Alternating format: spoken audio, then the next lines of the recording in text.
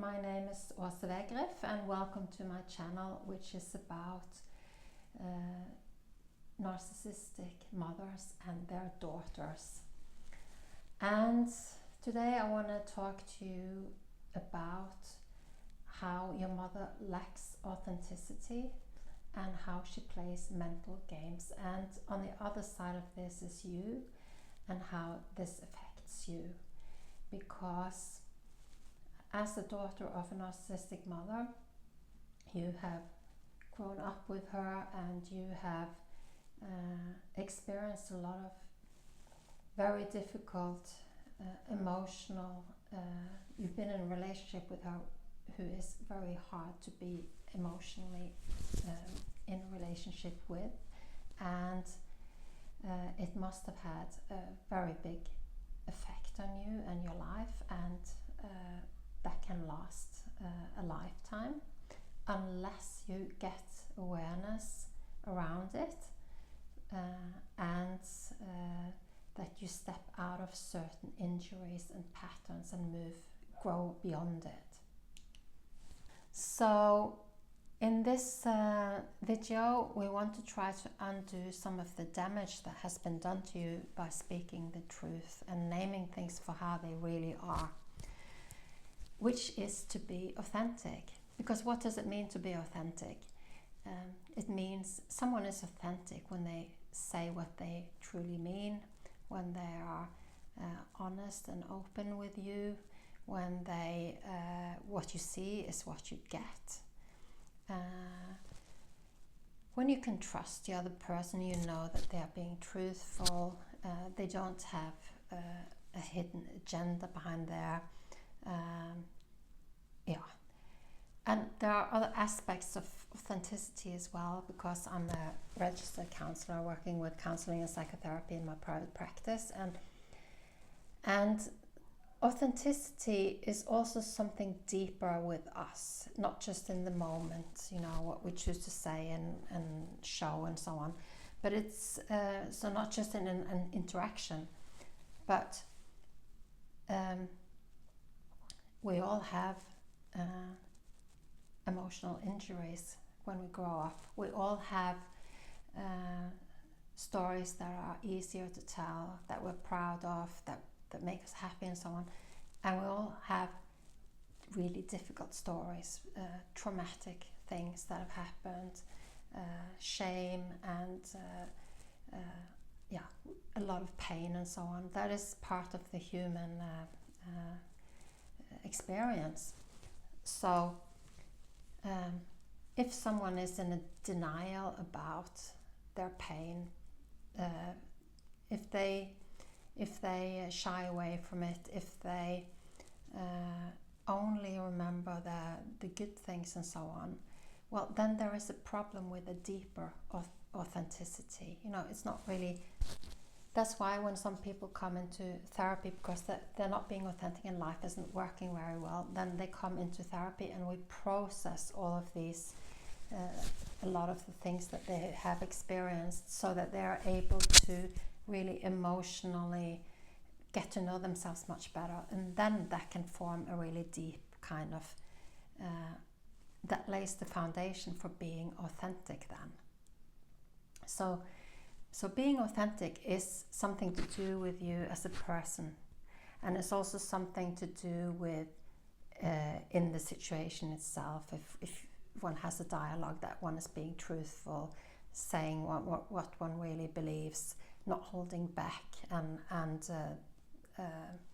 so on. So just think about a person who you feel good around, who is someone you maybe trust, you feel good with. When they talk, you just feel it on the other side that what they say makes sense with how their body language is, how the feelings they express. And we do have that emotional compass inside of ourselves which can tell when someone is telling the truth. And we can also learn to feel it and hear it when someone is being untruthful to us, or when things aren't quite adding up. that's the kind of thing that I'm specially trained in, being a therapist, because I want to help people by picking that up when they're actually being untruthful to themselves. So that is for them not to confront in a negative way, but to help someone become aware of their lack of connection with themselves. So how does it feel then to be around someone who's being truthful, open, has integrity, can be who they are with the good things, the not so good things, and just saying things how they really are? Well, on the other side of that, usually we feel good, we feel relaxed, safe, it feels good. We feel a body sensation of that this is true. We come out of an interaction or a dialogue with a person like this feeling maybe uplifted, it feels good, we feel relaxed, we feel safe, we feel all these good feelings. And then let's go to, how does it feel to be around your narcissistic mother? Your narcissistic mother isn't able to be authentic because she carries really deep emotional wounds, and there are a lot of sides to her which she tries to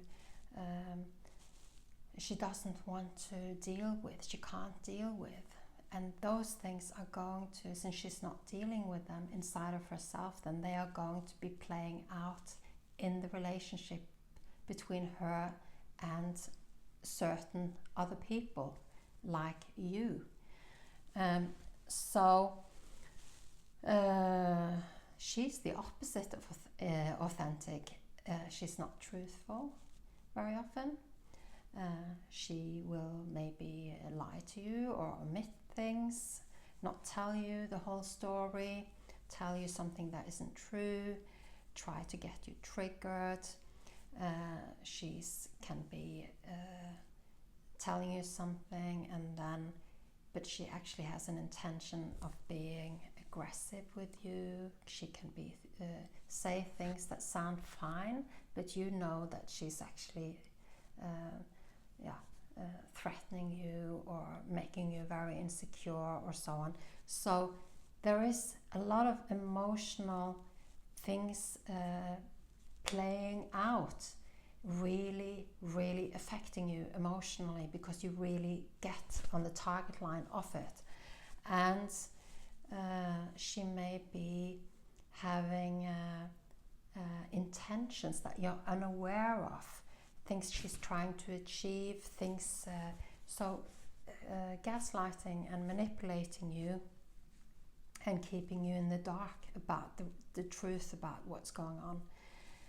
And she treats you this way with no regard for you being a person with feelings and the fact that she's your mother, and she's just using you and abusing you. So how does that make you feel?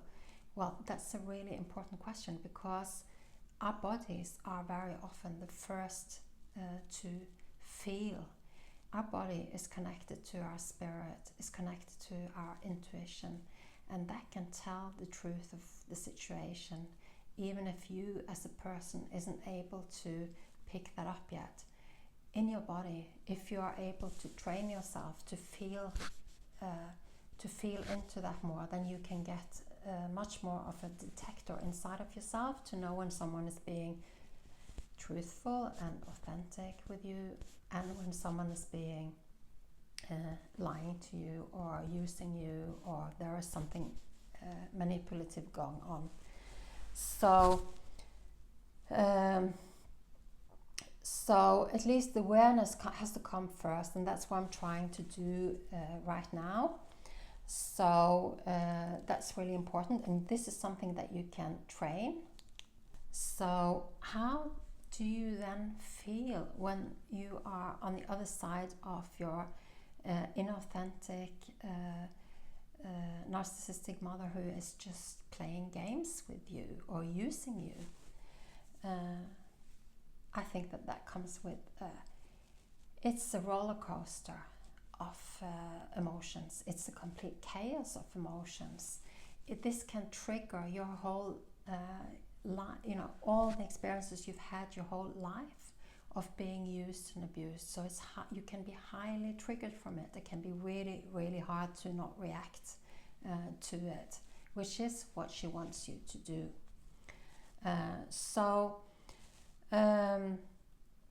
Confusion, overwhelm,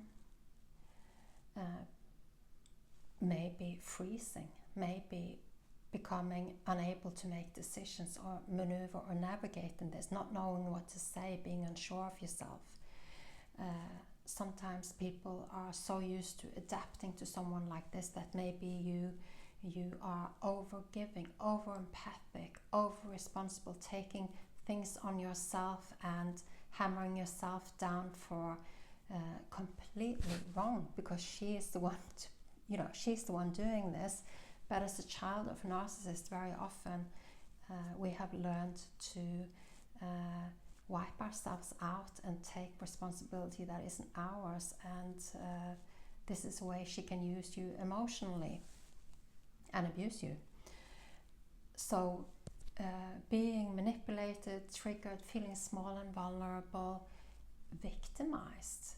When someone abuses you, it's normal to feel very violated, very small, very desperate, powerless, and it carries a cost on your self-worth, your self-perception of yourself. This is not a way for a mother to build your self-worth and self-esteem. This is a way to take it away from you and to lower it.